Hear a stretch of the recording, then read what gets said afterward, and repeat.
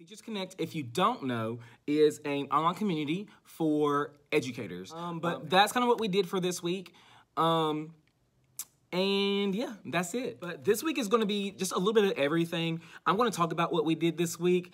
I'm going to talk about some different questions that you guys have been asking me and something new that I've been working on this week as well. So stay tuned. Don't go anywhere. Be sure to stay on this video.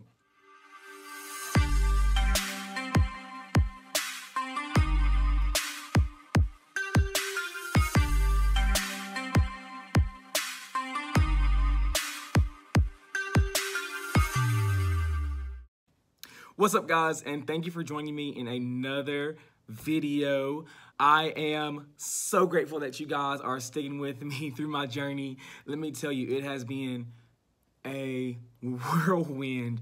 I cannot believe that we've already been in school for 3 weeks.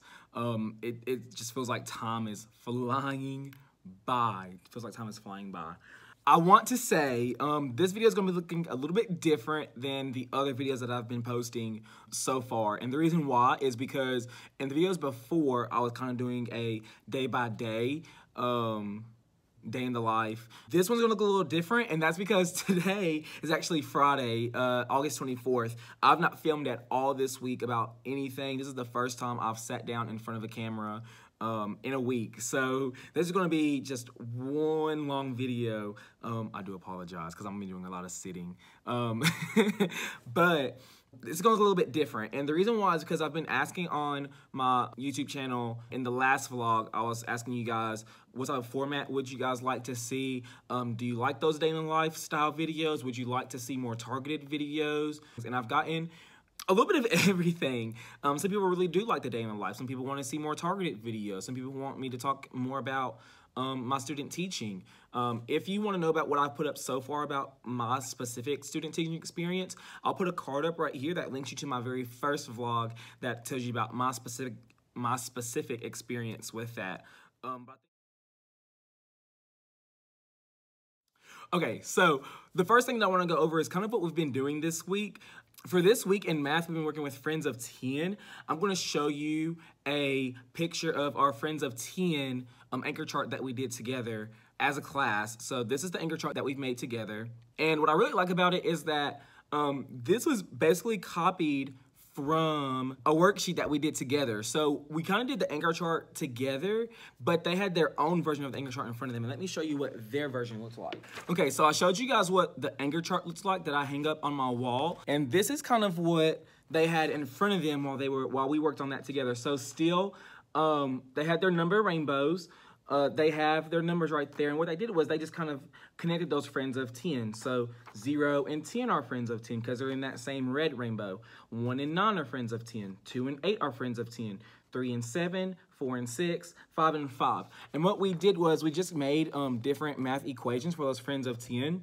So we have 0 and 10 are friends of 10, but we also have 10 and 0. So just making sure that they know that with addition, they can kind of flip those numbers and it still makes the number sentence true. It still makes that equation true. So we worked on part of this together. I modeled how to do 1 and 10, 0 and 10 and 1 and 9. Then next, we talked all as a whole group of how we can do 2 and 8 and 3 and 7. And then on their own, they did 4 and 6 and 5 and 5. So just that gradual release. And I really like that format of them having their own version of their anchor chart on there, so that way it's more interactive for them. It's not just me doing something. They're all in it, and they're all doing it. So that's what we've been doing for math. We did iReady on Tuesday, and they all got done with their diagnostics, and I'm very pleased with their results on there. We also had a new math game for this week, so we continue to do Shake Those Discs with the number 10. We still did Snap It with number 10, but we also have another game, that memory game. I forget what the real name of the game is called, but it's where you have those cards and they're all face down and you have to flip over 2 and make sure they match. It's kind of like a matching thing. That's the same concept with that game, except they're doing Friends of 10. So they have to flip over 2 numbers, add them together to make sure that they equal 10. So it's just flipping cards over. So let's say two people are playing, and let's say player 1 flips over a 6 and a 4. Well, 6 and 4 are friends of 10. So it takes 6 and 4, put it to the side, and then write on their recording sheet their math equation, 4 plus 6 equals 10, or they could write it 6 and 4 equals 10. But either way, they have to make that equation, and then that's theirs. And then person B would go. Let's say person B flips over 7 and 1. 7 and 1 aren't friends of 10, so those aren't matches. So they just flip that back over. I would show you guys that, but that's something that the district bought for our curriculum, and I'm not really sure if I can show that or not. So I'm not going to show it, but I just told you about it. But that's our new game that we've been doing in our math stations this week. We also started our reading centers as well. We have our phonics 4 in a row. We've been working with vowel sounds A and E.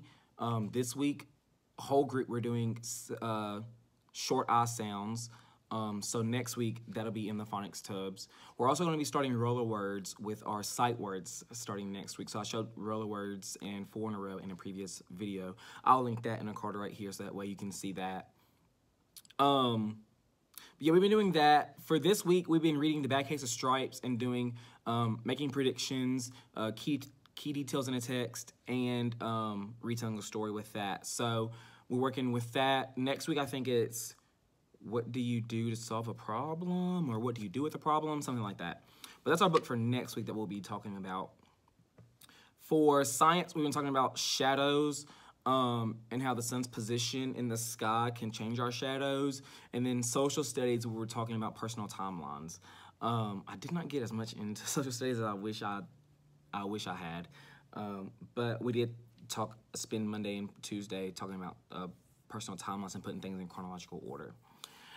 One more thing that happened here this week, it actually happened yesterday. We had our very first school-wide assembly over over the 3 R's, our school-wide rules. And it was super cool. We had the cheerleaders from the neighboring high school come over, and as our kids were walking into the gym, all the cheerleaders were cheering us on, welcoming us. It was so awesome. They put on a fantastic performance with a couple of cheers about our 3 R's, respect, responsibility, and the right thing. Super crazy, super awesome, super cool. Everyone was pumped. Everyone was into it. And then we actually also had a game that was played. We played Family Feud, and it was teachers versus students. So we had some of the 6th grade students come down to play some of the teachers, and guess who was one of the teachers that played? Me. I'm going to insert a clip right here just to show you a little clip of how it went.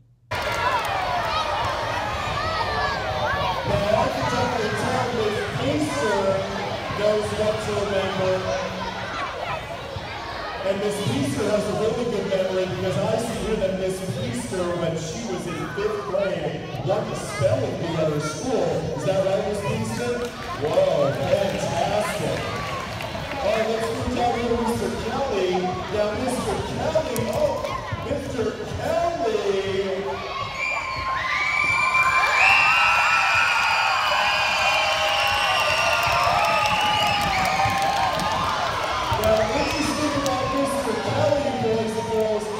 Kelley, when he was in high school, he was nominated as the prom king. Yeah. I'm going to take a second for Mr. Kelley. All right, when you leave school, what's something that you want to remember to take with you, Mr. Kelley? I'm going to say your lunchbox. Your lunchbox, I see.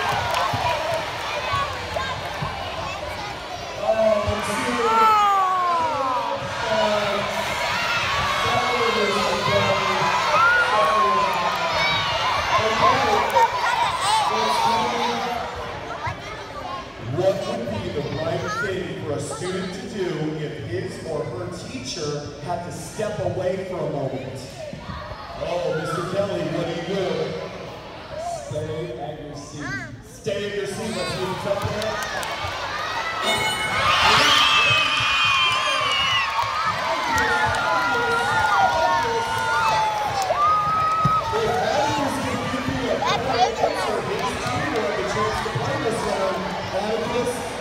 What would be the right thing for students to do if the teacher stepped away for a moment?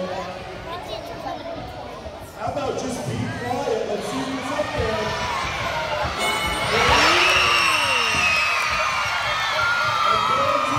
So it was super crazy, super awesome, super amazing. The kids loved it. Not only the sixth graders that participated in it, but literally everyone else that was sitting on the bleachers. I mean, all the kids from kindergarten up to sixth grade were into it, shouting out answers, just on it, and it was just an amazing, amazing time. But that's kind of what we did for this week. And yeah, that's it.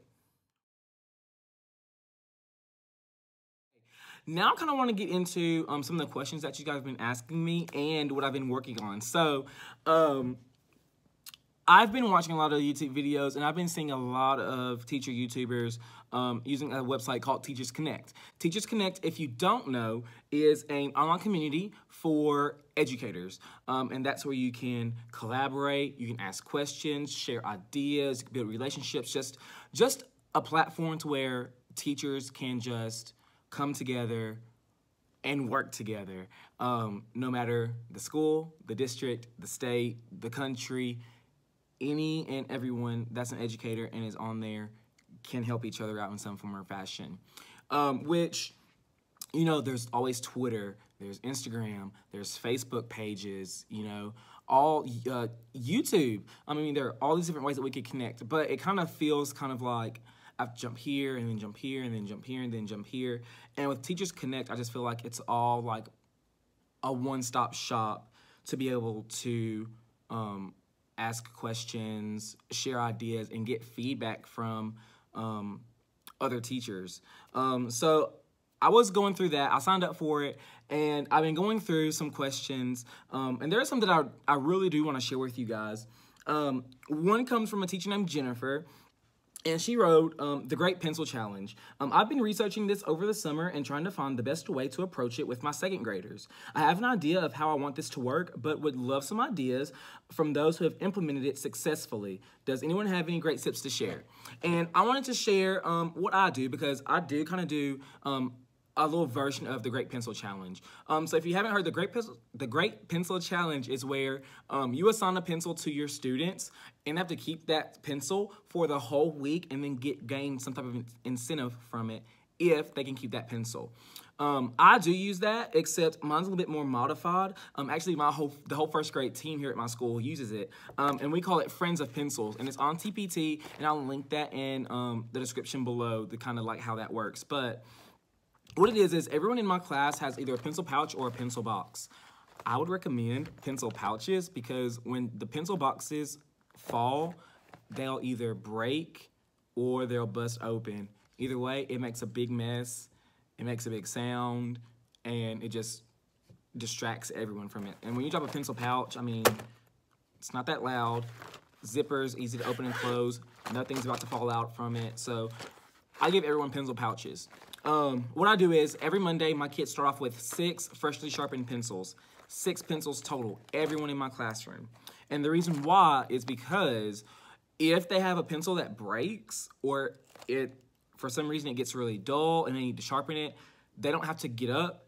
They don't have to raise their hand and say, Mr. Kelley, I need a new pencil. They don't have to go anywhere to get a new pencil. They know that in their pencil pouch, they should have 6 pencils total. If one of their 6 pencils breaks, they have 5 more that they can choose from. So they just need to go to their pencil pouch that's at their seats, open it up, put the dull pencil inside, grab a new fresh pencil, and get right back to work.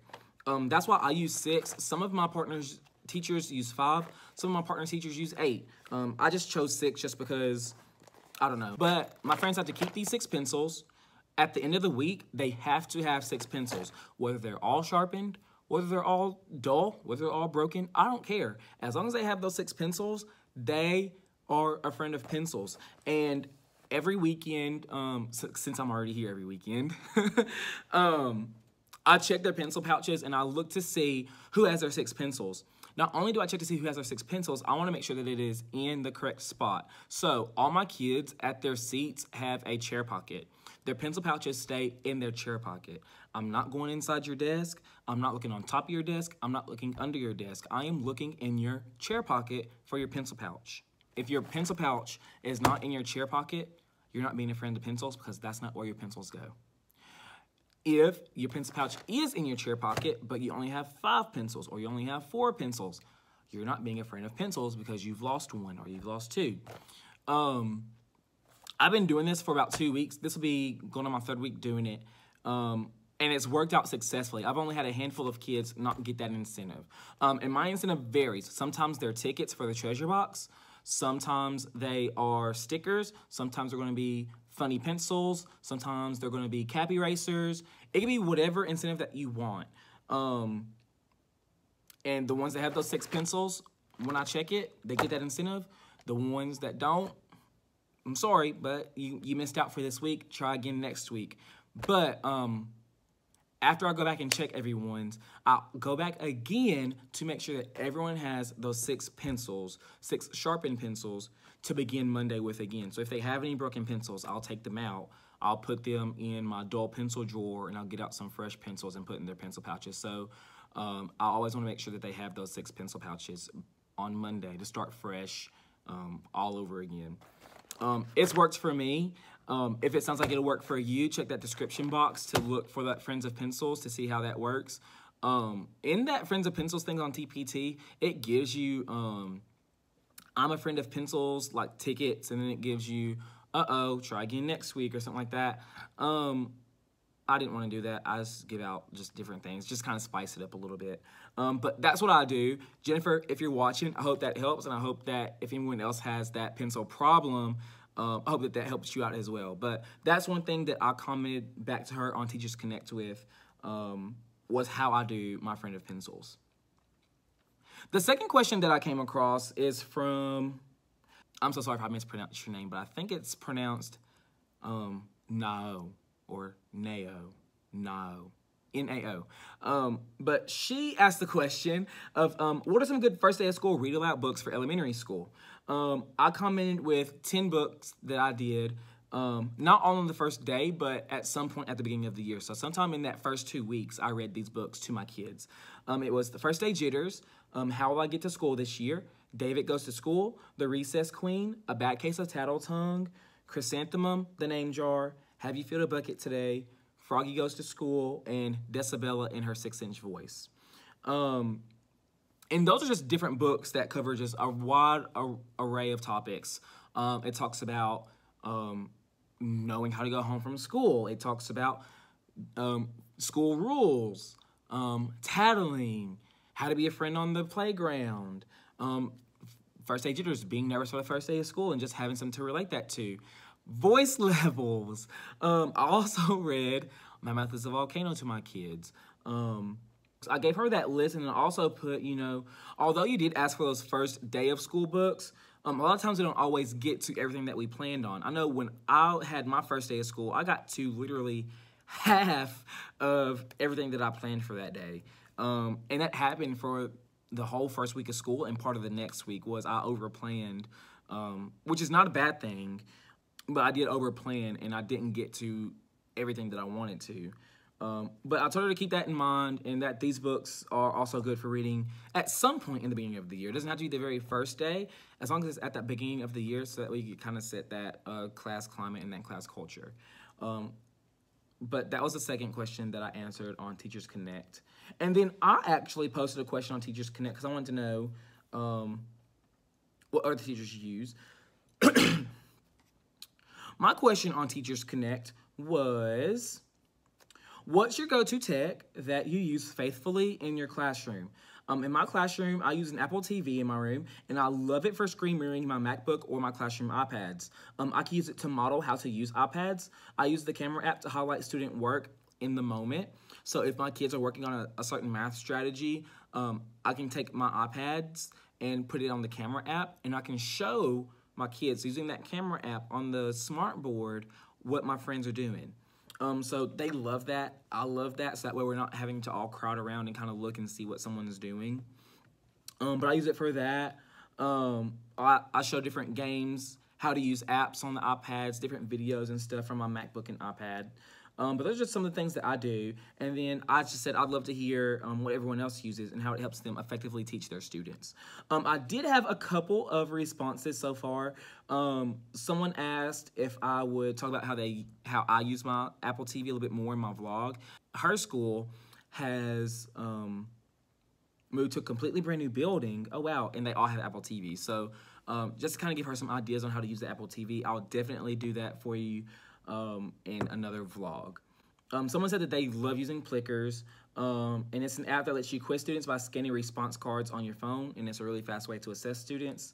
Someone else said a interactive data projector, different YouTube videos to teach concepts, and Scoodle, which I've never heard of, and it's linked to Australian curriculum descriptors, and it's great for funding interactive learning. I'm gonna have to look into that and kind of see what's going on. Someone said Seesaw, and then someone put something that they wish they had, and that was iPads, which I don't know if a lot of people know about this about iPads, but someone said that they want to download a QR reader on iPads. One thing that all teachers should probably know is that if you go to the camera app on your iPads, it's an automatic QR code reader. So you don't have to have a specific QR code reader app on your iPad. Just go to the camera app and use that QR code. So that way it'll pop up. And I'm gonna actually show you in just a second what I'm talking about.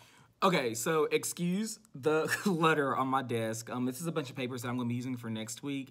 And then, as you guys know, beginning of the year is just full of paperwork and data. So this is just a bunch of stuff on my desk. So please disregard that. But if you look, this is a QR code from my resume.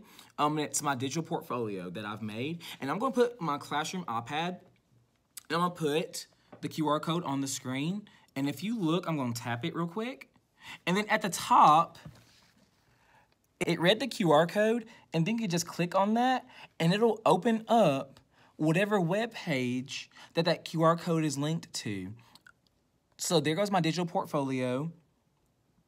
And yeah, so you don't have to have a QR code reader on your iPads. If you go to that camera app, they'll automatically read the QR codes for you. And it'll just pop up like there, like you see, and you just have to tap on it, and it'll open up a new tab for it. So the more you know. Just a quick little hack for you teachers that use iPads and QR codes in your room. You don't have to have a QR code reader app on your iPad because the camera already has one. So that was just a little tangent, but I did want to make sure that I told you guys about that because I seen somebody say something about a QR code reader app, and I wanted to respond to that and say that the camera app automatically does QR codes. But that was my question. What kind of tech do you guys use faithfully in your classroom? Do me a huge favor. If you're on Teachers Connect, please go to my profile and respond to that. I would love to see what you guys use. And for some reason, if you're not on Teachers Connect, or you just now found about it or kind of iffy about it, look in the description box below, and there is going to be a link to where you can sign up for Teachers Connect. So that way you can respond to me and respond to other teachers as well as share your own ideas. So I have a feeling that I'm going to be using this online community for a plethora of things just because it is so cool. But yeah, those are some questions that I have responded to on there, and then a question that I put that I've gotten a couple of responses.